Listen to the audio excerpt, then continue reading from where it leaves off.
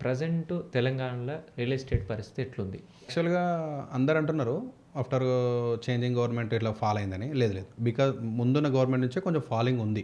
హ్మ్. అది కంటిన్యూ అవుతా ఉంది ఇంకా. ఈ సమ్మర్ తర్వాత అంటే మేబీ జూన్, జూలై, ఆగస్ట్ వరకు కొంచెం హైకెళ్ళొచ్చు అంటున్నారు. అంటే ఈ బట్ సర్పంచ్ మరీ అంత ఎలక్షన్స్ ఈ ఇలా స్థానిక ఉన్నాయా? ఎలక్షన్స్ తర్వాత అంటున్నారు. ఆ! ఓవరాల్‌గా కంట్రీ మొత్తం కొంచెం ఫాలే ఉంది.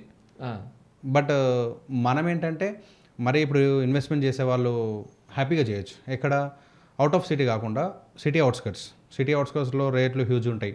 మేబీ ఒక 100 గజాలు 20,000 అంటే ఒక 20,00,000 ప్లాట్ ఉంది. సో నా దగ్గర ఇంత ఇన్వెస్ట్‌మెంట్ లేదంటే మీ ఫ్రెండ్ త్రూ ఇద్దరు కలిసి 10,00,000 కలుపుకొని 20,00,000 రిజిస్ట్రేషన్ చేసుకోవడం బెటర్.